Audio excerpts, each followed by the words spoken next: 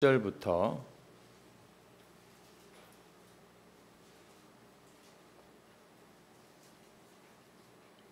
12절 말씀까지 우리 함께 합독해서 읽도록 하겠습니다. 시작. 요셉이 자기 아버지 야곱을 인도하여 바로 앞에 서게 하니 야곱이 바로에게 축복하며 바로가 야곱에게 묻되 내 나이가 얼마냐? 야곱이 바로에게 아뢰되 내 나그네 길의 세월이 130년이니이다. 내 나이가 얼마 못 되니 우리 조상의 나그네 길의 연조에 미치지 못하나 험악한 세월을 보내었나이다 하고 야곱이 바로에게 축복하고 그 앞에서 나오니라. 요셉이 바로의 명령대로 그의 아버지와 그의 형들에게 거주할 곳을 주되 애굽의 좋은 땅 라암셋을 그들에게 주어 소유로 삼게 하고 또 그의 아버지와 그의 형들과 그의 아버지의 온 집에 그 식구를 따라 먹을 것을 주어 복량하였더라. 아멘. 오늘 본문 말씀으로 축복하며 삽시다라는 제목으로 함께 은혜를 나누도록 하겠습니다. 여러분, 우리 민족은 참 잘 될 수밖에 없는 그런 나라다는 생각을 하게 됩니다. 왜냐하면 이렇게 새해를 두 번이나 세는 그런 민족이기 때문이지요. 여러분, 새해를 두 번 센다는 건 두 번씩이나 우리가 새해 인사를 한다는 의미가 아니겠습니까? 새해 복 많이 받으십시오. 근데 또 다시 또 새해라고 하면서 복을 서로 주고받고 나누는 그런 우리 민족입니다. 그래서 이 시간 우리 다시 한번 좀 축복했으면 좋겠습니다. 아무튼 축복하는 건 우리가 자주 하는 것이 뭐가 나쁠 게 뭐가 있겠습니까? 한번 옆에 있는 분들에게 새해 복 많이 받으시기 바랍니다. 인사하시겠습니까? 새해에는 잘 되시기 바랍니다. 할렐루야. 여러분, 새해가 또 밝았습니다. 새해에 아무튼 여러분들 복되고 잘 되는 인생 되시기를 주님의 이름으로 축원합니다. 여러분, 축복을 받는 것은 참 기분이 좋습니다. 누군가가 나를 복을 빌어준다는 것 생각만 해도 참 기분 좋은 그런 일인데 예전에 그런 이야기를 좀 나눴던 기억이 납니다. 축복과 복의 차이가 뭐냐 그런 얘기를 했는데 어떤 분이 그런 얘기를 했어요. 축복은 복보다 더 좋은 것이다. 앞에 축자가 붙으니까 복 중에도 더 좋은 복이 축복이다. 이렇게 말씀하시는 걸 제가 드렸습니다. 제가 그 말을 틀렸다라고 말을 하지 않았습니다. 왜냐하면 사실이기 때문인 것이죠. 여러분, 이 축복이라고 하는 건 무슨 한자로 보면 빌축자입니다. 복복자고. 그러니까 복을 빌어주는 것이지 않습니까? 복을 받는 것과 사실은 반대입니다. 이 축복이라는 말은 복을 빌어준다는 것이죠.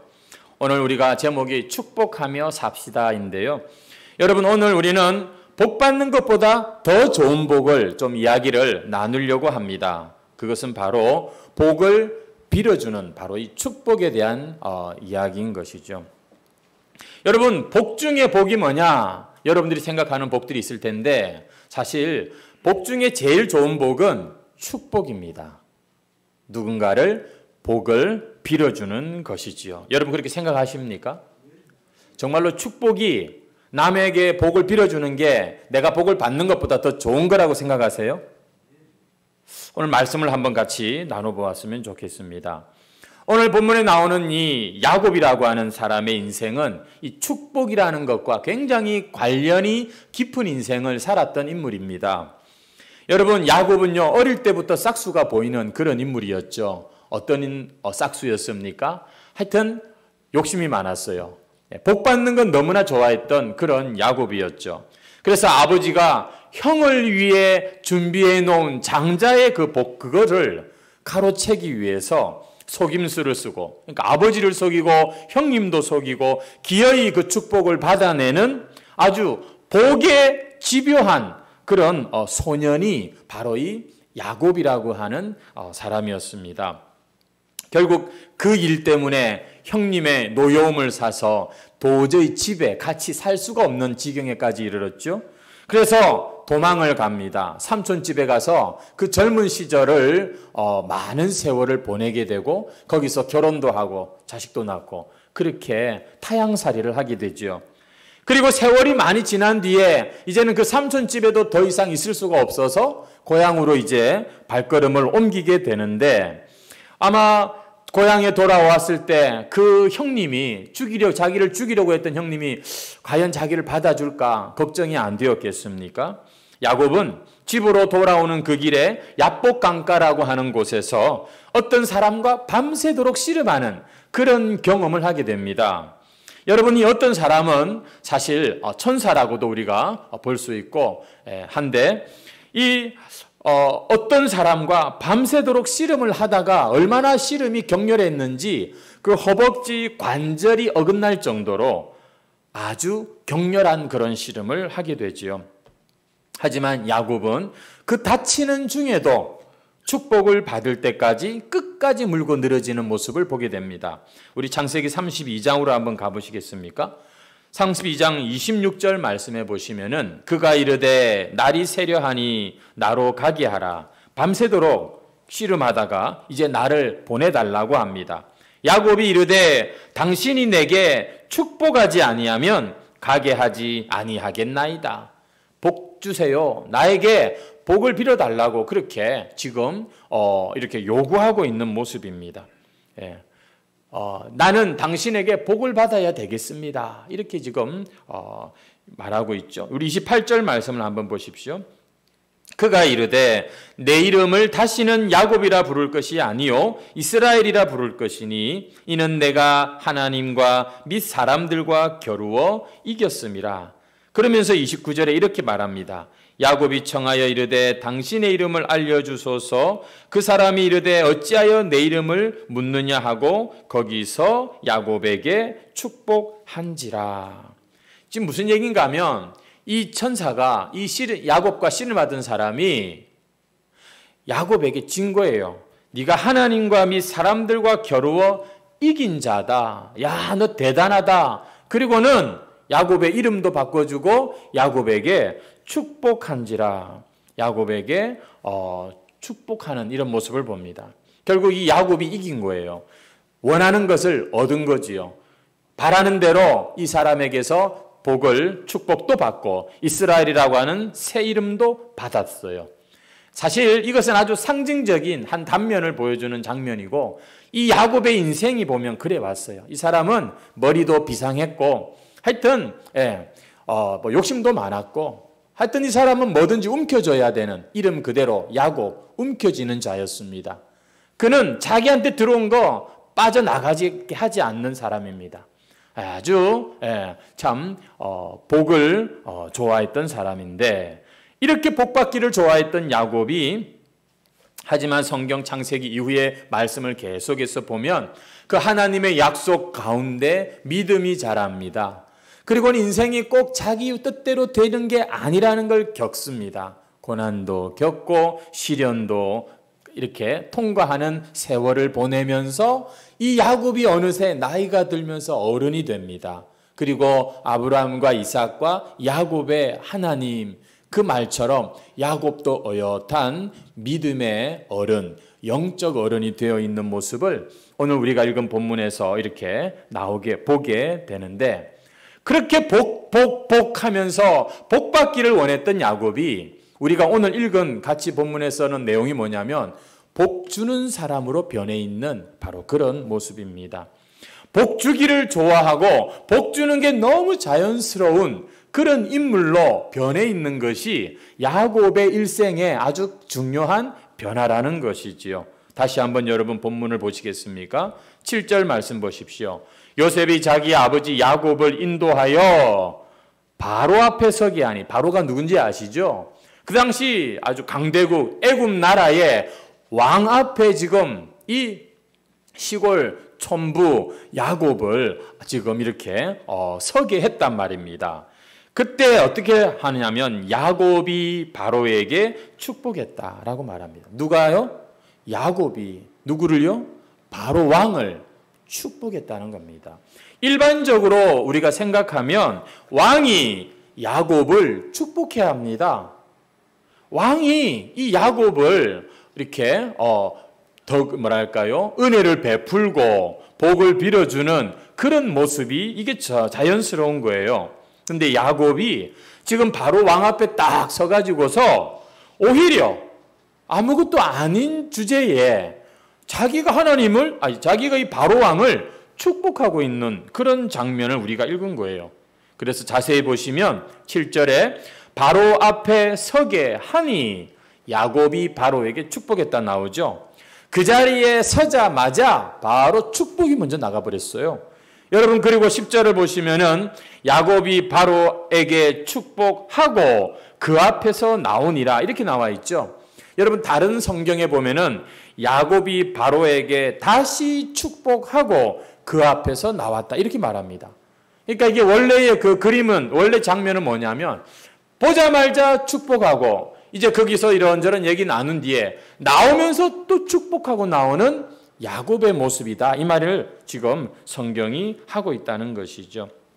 성도 여러분, 우리의 믿음이 자라고 우리가 하나님의 그 은혜를 정말 온전히 바르게 깊이 깨닫게 되면 우리 입에서는 원망이나 시기하고 질투하고 비난하는 말이 나가기엔 너무나 인생이 짧다는 걸 알게 됩니다.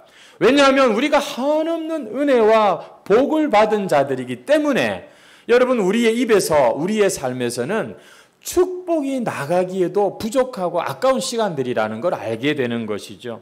그래서 오늘 본문의 야곱처럼 사람을 만나면 저 사람이 나를 아나 싶은데 그냥 저 사람이 나의 이런 자세한 걸 모르지만 그럼에도 불구하고 어쨌거나 좋은 말을 해주고 축복하고 기도해주고 격려해주고 이런 삶을 살게 된다는 것입니다. 여러분, 이 야곱이라고 하는 사람은요, 우리가 참 부족한 자였음에도 불구하고 그 아버지, 할아버지에게 주신 그 약속대로 하나님께서 얼마나 부족한 자를 이렇게 하나님의 그 믿음의 자녀답게 만드시는가를 보여주는 인생이 야곱의 인생이거든요. 우리 모두가 다 자격이 없는 자들 아닙니까? 근데 하나님의 은혜가 여러분 우리를 변화시킵니다. 근데 그 변화의 아주 중요한 모습 중에 하나가 뭐냐면 다른 사람을 축복하기 시작한다는 거예요. 오늘 우리 중에 믿음이 누가 제일 좋은지 아십니까?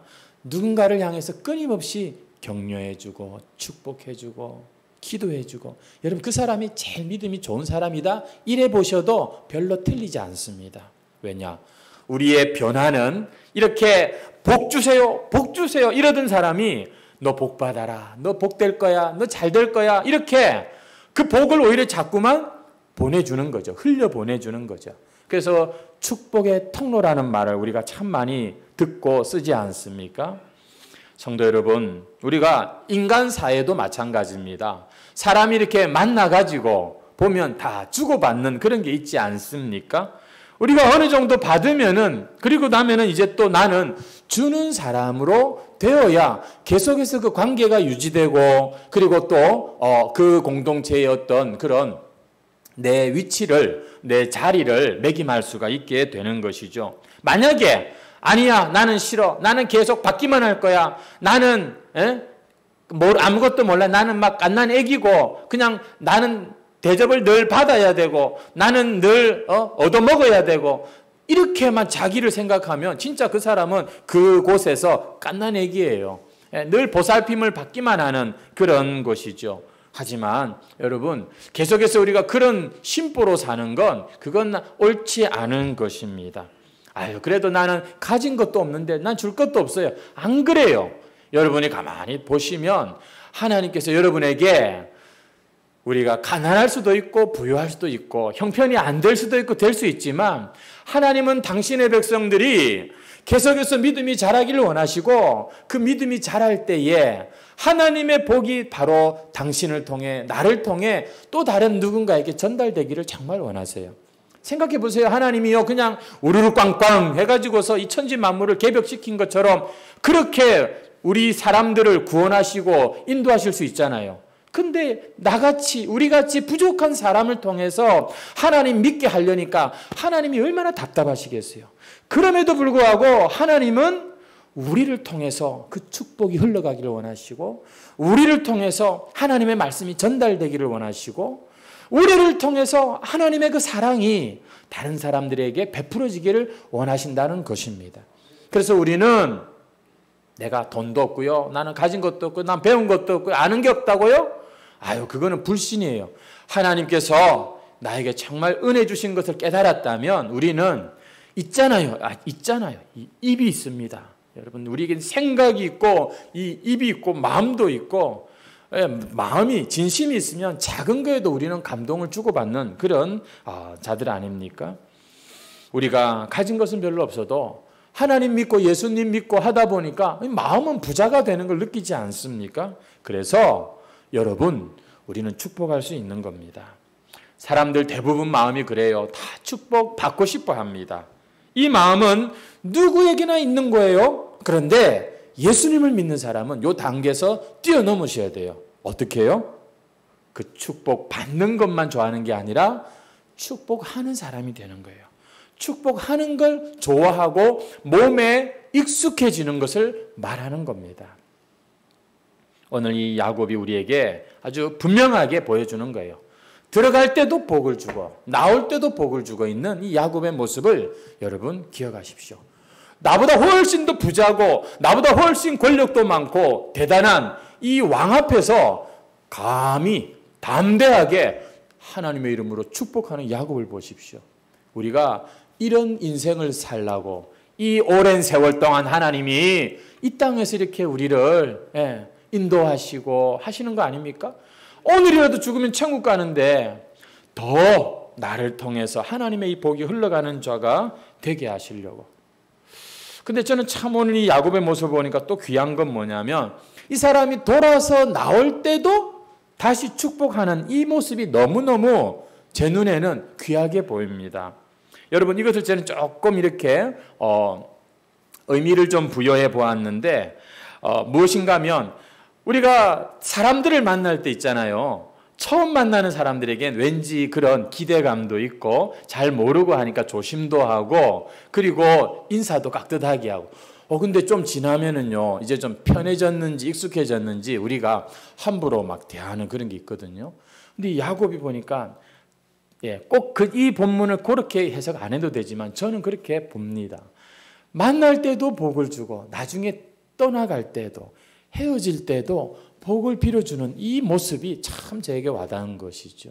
여러분, 만남의 축복이라고 들어보셨죠? 이 만남의 축복이라고 하는 건 내가 누군가를 만나가지고서 정말 복을 받았으면 좋겠다. 그게 만남의 축복이죠. 내가 좋은 신랑 만나가지고서 그냥 내가 정말 이렇게 행복한 결혼 생활 하고 싶다. 이게 만남의 축복이죠. 여러분, 만남의 축복이 흔히 그렇게 생각하지만 성경적인 만남의 축복은 뭐냐면 설령 내 생각대로 잘 풀리지 않는 관계라 할지라도 그런 만남이라 할지라도 얼굴 붉히지 않고 저주하지 않고 끝까지 복을 빌어주면서 헤어지는 것을 우리는 여러분 이 만남의 축복이라고 하는 거예요. 여러분, 하나님은요 만남을 통해서 우리에게 복을 주세요. 근데 그 만남을 우리의 이 욕심과 우리의 인간 중심적인 생각이 어떤 건 축복이고 어떤 건 뭐 안 좋고 그렇게 우리가 이 생각을 하기가 쉬운데 이 야곱이 보니까 헤어지면서도 복을 빌어주고 있는 이런 모습, 떠나면서도 여러분 이 복을 이렇게 빌어주고 이게 생각보다 쉽지 않습니다. 사람들이 떠날 때, 헤어질 때, 그리고 그 관계가 끝날 때 여러분 잘 보시면은 참 그렇지 않습니다. 우리는 지금 그런 인간적인 내 유익을 계산하고 복을 빌어주는 걸 말하는 게 아니라 성경적인 이 축복, 그리고 하나님께서 우리 믿는 자들에게 기대하시고 바라시는 바로 이 복된 만남을 이야기를 하고 있는 것입니다.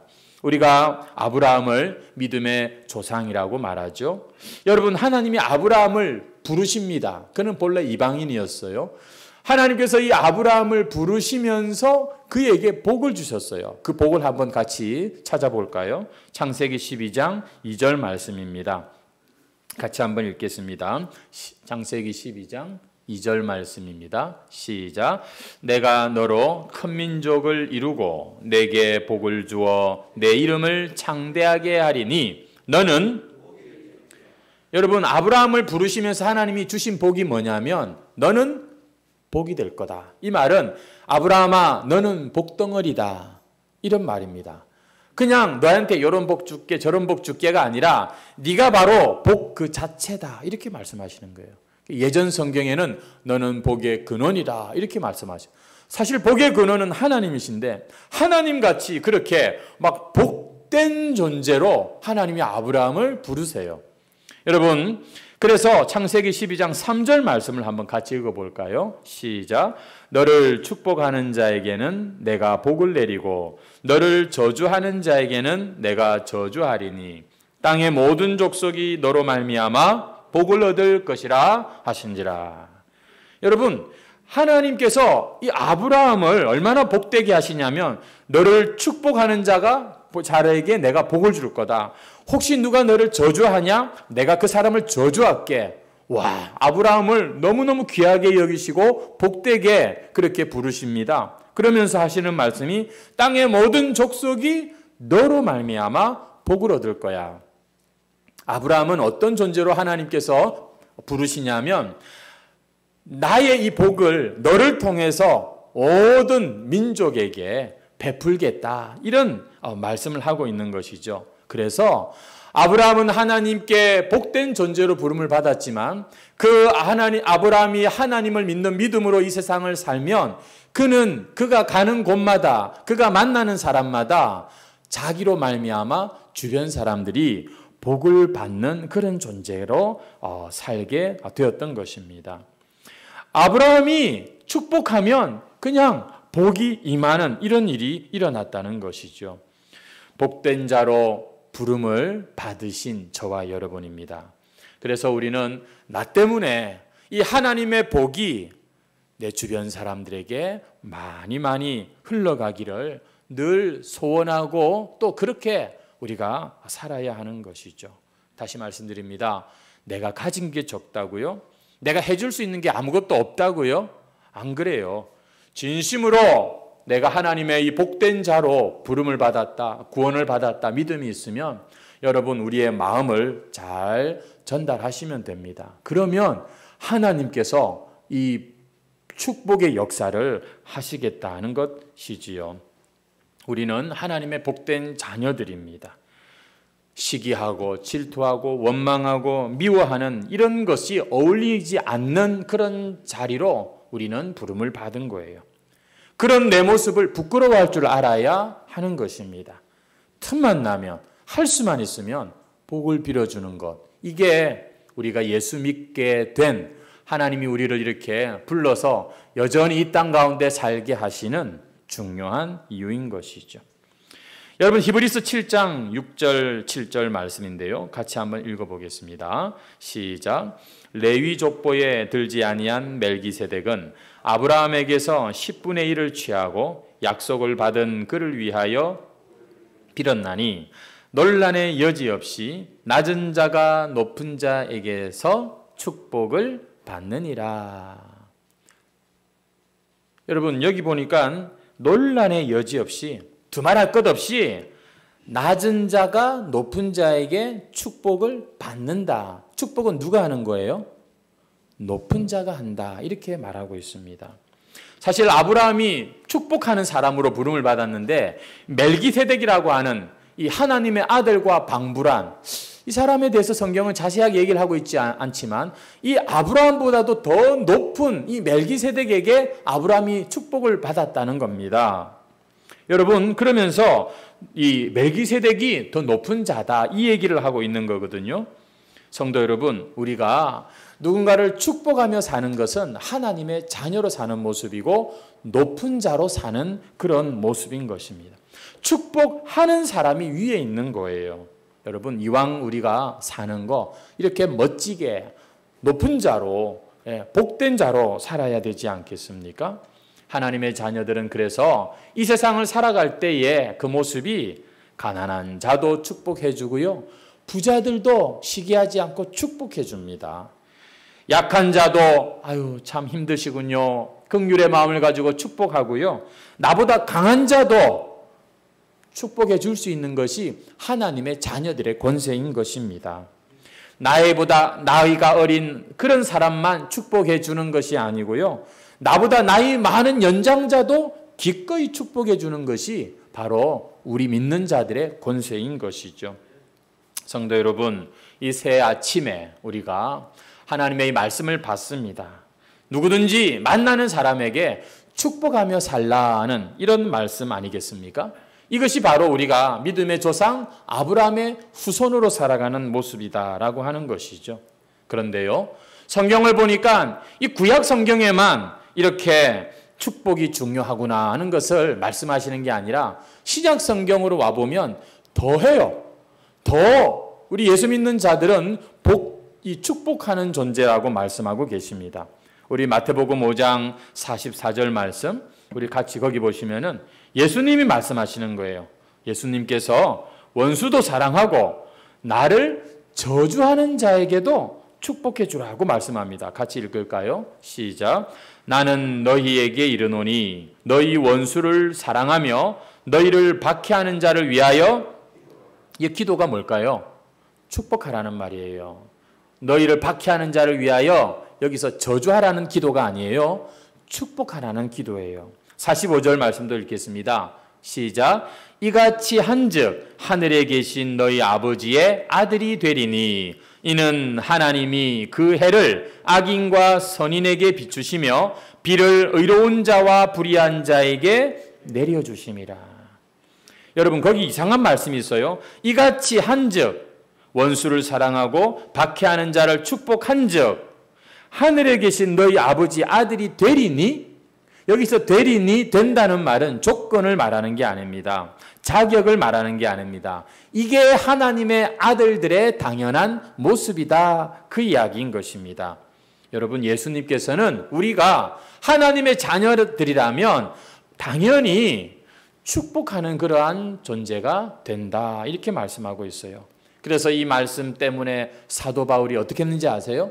모욕을 받으면서도 축복하며 삶을 살았던 겁니다. 우리 한번 고린도전서 4장 12절 말씀 같이 한번 읽겠습니다. 시작. 또 수고하여 친히 손으로 일을 하며 모욕을 당한 즉 축복하고 박해를 받은 즉 참고 비방을 받은 즉 권면하니 우리가 지금까지 세상의 더러운 것과 만물의 찌꺼기같이 되었도다. 12절에 보시면은 모욕을 당한 즉 축복했다, 이렇게 말하고 있습니다. 그래도 축복했다라는 겁니다. 아니, 나를 모욕하는 사람을 여러분 축복이 나가집니까? 근데 바울은 주님이 그렇게 말씀하셨다는 것을 알았기 때문에 그 말씀에 순종하여 축복했다. 여러분, 심지어 베드로는 이런 말을 했습니다. 우리가 구원받은 것은 축복하는 존재로 살기 위함이다. 여러분, 한번 베드로전서 3장 9절 말씀 같이 한번 읽어볼까요? 시작.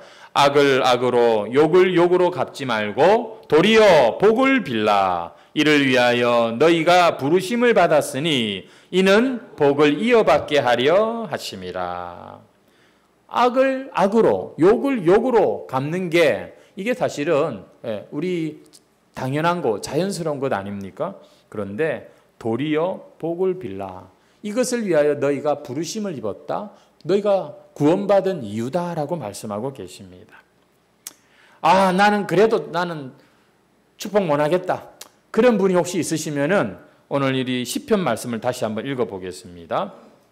시편 109편 17절입니다. 시작. 그가 저주하기를 좋아하더니 그것이 자기에게 임하고 축복하기를 기뻐하지 아니하더니 복이 그를 멀리 떠났다라고 말합니다. 뭐가 임했다고요? 늘 다른 사람 저주했는데 그게 누구한테 임했다고요? 자기에게 임했다며. 늘 다른 사람 축복하는 걸 별로 안 좋아했는데 알고 봤더니 그 복이 자기를 떠나버렸대요. 18절 말씀에 보면 또 저주하기를 옷 입듯 하더니 저주가 물같이 그의 몸속으로 들어가며 기름같이 그의 뼈속으로 들어갔나이다. 와, 이게 하나님께서 이 저주와 이 축복의 아주 비밀을 성경을 통해서 말씀해 놓고 계십니다. 이게 보니까 다른 사람을 향한 게 아니라 바로 내 자신을 향한 그런 일이었구나. 성도 여러분, 그래서 따라합시다. 축복은 내가 복을 받는 길입니다. 우리 성경 한 군데 좀 찾아보겠습니다. 마태복음 10장인데요. 11절부터 보시겠습니까? 어떤 성이나 마을에 들어가든지 그 중에 합당한 자를 찾아내어 너희가 떠나기까지 거기서 머물라. 12절입니다.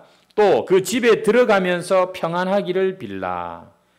그 집이 이에 합당하면 너희 빈 평안이 거기 임할 것이요 만일 합당하지 아니하면 그 평안이 너희에게 돌아올 것이니라.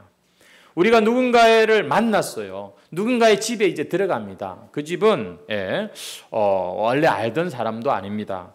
그 집에 들어가서 평안하기를 빌라. 일단은 축복부터 하라는 겁니다. 그리고 만약에 그 집이 그 축복에 합당하면 그 평안이 거기에 임하겠지만 그 집에 합당치 않다면 내가 빈 축복은 나한테 돌아오는 거다. 이렇게 말씀하고 있는 거죠. 그런 차원에서 축복은 정말 이게 세상 말로 수지 맞는 거예요. 우리가 누군가를 복을 빌어준다는 거, 이건 정말 내가 잘 되는 그런 길인 것이죠. 오늘 설날 이 아침에 하나님의 말씀을 받으시기 바랍니다. 따라합시다. 축복하며 삽시다. 아멘. 축복받을 자격이 있는 사람에게만 축복하는 게 아니라 누구에게나 내가 만나는 모든 사람을 축복하며 사는 것. 이것이 하나님을 기쁘시게 하고 내가 복을 받는 비결입니다. 특별히 이 자리에 젊은이들을 이 세상을 이제 시작하려고 어떻게 내가 살아갈까? 직장 문제, 결혼 문제, 여러 가지 걱정과 두려움이 많고 나보다 똑똑한 사람, 훌륭한 사람이 너무 많죠. 여러분, 그런 두려운 사람, 두려운 환경 앞에서도 축복하시기를 바랍니다. 그러면 자신감이 생기고 두려움이 사라집니다. 왜냐하면 축복하는 건 이게 거짓이 아니라 진심으로 축복하다 보면 내 안에 그를 이해하고 사랑하는 마음이 생기고요. 사랑에는 두려움이 없나니. 무슨 말이냐면 우리 안에 쓸데없는 그 누군가와의 그런 긴장과 갈등과 두려움과 이런 것들이 여러분 축복할 때 다 사라지는 거예요. 주저함이 없이 우리가 더 그 사람에게 다가갈 수 있고 담대하게 아마 그런 사람, 세상이 우리를 축복하는 우리를 볼 때에는 진짜 매력적인 사람일 거예요. 저 사람은 뭐가 있길래 저렇게 당당할까? 저렇게 참 친밀할까? 이런 생각을 하게 되는 것이죠. 제가 어떤 글을 보았는데 어떤 여자가 병이 들었어요. 암에 걸렸습니다. 근데 이렇게도 해보고 저렇게도 해보다가 이 사람이 나중에는 이제 어떻게 결론을 내렸냐면 자기 안에 있는 암세포도 사랑하겠다는 거예요. 축복하겠다는 거예요. 너도 내 안에 있던 건데 너가 어쩌다가 이렇게 암이 되었구나. 참 불쌍하다. 미안하다. 이러면서 자기 암세포를 막 이렇게 사랑해주고 축복해주고 막 그렇게 했다는 것이죠. 왜냐하면은 이 암세포라고 하는 것은 이렇게 이제 고치려고 하고 이제 죽이려고 하고 이러면 이 암세포도 안 돼요. 그래가지고서는 같이 막 그렇게 공격하고 힘을 막 가지고 이렇게 한다는 것이죠. 저는 이런저런 얘기를 들으면서 그런 생각을 해보았습니다. 우리가 이 세상을 살면서 축복해야 될 우리 존재가 이게 두렵고 저게 무섭고 이게 공포스럽고 이게 주저주저하고 축복의 입을 그만 닫고 살아버리는 것. 이게 마귀가 딱 원하는 거구나. 성도 여러분, 하나님의 은혜와 그 사랑은 우리의 죽음도 여러분 건드리지 못하는 놀라운 하나님의 약속이고 축복입니다. 여러분, 그렇기 때문에 우리는 어떤 일이 나에게 닥쳐도 우리는 축복할 수 있는 사람이지 저주를 노래할 사람들이 아닌 거예요. 왜 자꾸 우린 다른 사람의 그런 약한 것, 잘못된 것 이런 것 가지고서 말하기를 좋아하고 그런지 모르겠어요. 하나님이 우리에게 원하시는 건 두려움이 아니라 평안이라고 말씀하셨잖아요. 우리가 서로 사랑하고 서로 복을 빌어주는 이것이 우리를 주님의 이 몸으로 교회로 부른 목적이라고 하잖아요. 근데 명절만 되면은 막 그냥 우리 목사님이 어떻고, 우리 장로님이 어떻고, 항상 보면 우리 대통령이 어떻고, 항상 보면 우리 입에서는 이 뭔가 부정적인 게 나가는 이 습관이 이게 얼마나 이게 우리 원래의 구원받은 하나님의 자녀의 그 명예와 그 품격을 떨어뜨리는 일인지 모르는 거예요. 특별히 마지막으로 야곱의 축복에서 우리가 빼놓을 수 없는 게 이 자녀들을 위한 축복의 모습입니다. 읽지는 않았지만 창세기 49장 가면은요, 야곱이 자기의 12아들을 하나하나 다 축복합니다. 자기의 요셉의 이 아들들, 손자까지 축복하는데 그 축복의 비중이 창세기 50장으로 기록됐는데요. 이 축복의 비중이 굉장히 커요. 창세기는 이 야곱의 축복으로 마무리가 되는 그런 책이라고 볼 수 있습니다. 복받기를 좋아했던 야곱이 이제 축복하는 모습으로 바뀌어 있는 게 창세기의 마지막인데, 특별히 자기 자녀들을 위해서 엄청난 축복을 합니다. 근데 그 축복이 다 달라요, 내용이. 그리고 그 내용대로 하나님께서는 그 야곱의 축복을 그대로 사용하십니다. 그대로 응하게 하세요. 그래서 심지어 어떤 자녀들에게는 조금 이게 축복인가 싶은 그런 것까지도 다 이루어지는 것을 보게 되는 것이죠. 설날이면 부모들이 자녀들에게 얼마나 축복을 많이 합니까? 세배 받으면서 축복하죠. 덕담을 합니다. 금년 안에 건강해라, 좋은 학교 들어가라, 좋은 직장 들어가라, 좋은 사람 만나 결혼해라, 잘 될 거다, 대박 날 거다. 이렇게 우리 부모님들이 자녀들을, 후손들을 축복하지 않습니까? 여러분, 이게 성경적인 그림이에요. 여러분, 마음껏 자녀들을 축복하시기를 바랍니다. 자녀들을 사랑하시면 여러분 믿음으로 축복하시기를 바랍니다. 또 안 됐냐? 너는 왜 그렇냐? 여러분, 그것들을 뛰어넘을 수 있는 재산이 뭔지 아십니까? 부모의 믿음의 축복인 줄 믿습니다. 그래도 너는 하나님의 자녀고 잘 될 거야. 여러분, 축복은 그래서 믿음으로 하는 거예요. 예전에 우리 교회에 어떤 분이 그랬습니다. 아들한테 자기 자식은 너무 좋대요. 그래가지고서 니는 잘 될 거야. 지금은 힘들지만 니는 그래도 잘하고 있잖아. 내가 니 때문에 산다. 아들아, 너무 고맙다. 아들, 너는 정말 착하고 너는 그렇게 막 아들한테는 그렇게 축복이 막 간대요. 근데 그 옆에 있는 남편은 뭐 별로 잘못된 것도 없는데 이 축복이 안 나간다는 겁니다. 그게 순간 자기가 깨달았다는 거예요. 아들한테는 별로 해준 것도 없고 속 썩이는 아들인데 이렇게 그래도 축복의 마음이 가는데 남편한테는 그 아들한테 쉬운 게 왜 남편한테는 안 되지? 그 생각을 했다는 것이죠. 여러분, 우리가 이런 생각 한번 해봐야 됩니다. 우리가 축복하는 존재로 부름을 받았어요. 근데 이건 우리 인간의 어떤 그런 본성을 좀 뛰어넘는 믿음의 행위라는 말씀을 드리고 싶어요. 여러분의 가정이 행복하기를 원하십니까? 남편을 축복을 먼저 하셔야 돼요. 아내를 먼저 축복할 수 있기를 바랍니다. 그렇게 우리가 서로 축복하는 존재가 왜 이렇게 아멘 소리가 적습니까? 무슨 일이 있었나요? 성도 여러분, 우리가 이게 보면 그런 게 있나 봐요. 그냥 너무 아니까, 잘 아니까. 근데요, 잘 안다고, 다 안다고 행복해지는 게 아니에요. 그 사람의 단점은 덮어주고 장점만 보면서, 좋은 것만 보면서 그 사람께 말을 할 때 이게 행복의 씨앗이 되는 겁니다. 가정이 복된 것이 되는 거예요. 우리 서로도 마찬가지입니다. 너무 우리 서로 잘 안다고 함부로 막 얘기하지 마시고 한마디를 해도 복을 빌어주는 저와 여러분 되시기를 주의 이름으로 축원합니다. 우리 교회 그런 권사님이 계세요. 하여튼 보면 긍정적인 말, 축복의 말만 그렇게 해주세요.